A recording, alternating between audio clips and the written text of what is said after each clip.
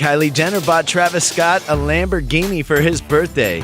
The rapper turned 27 on Tuesday, and his partner surprised him with the luxurious silver sports car, which she even decorated with a giant red bow.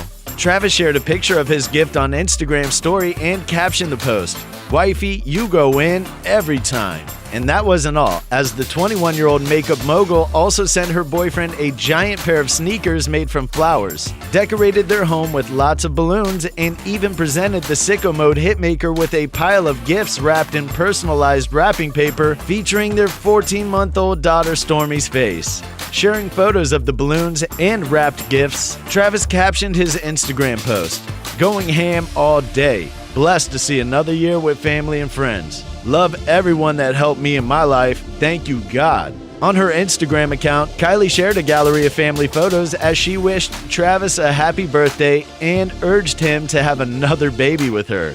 In the caption of the images, Kylie wrote, "Watching you evolve into the partner, friend, son, and father you are today has been so fulfilling. My real-life bestie and hubby all wrapped into one. I love you and I'm so proud of you. Happy birthday. Let's fuck around and have another baby."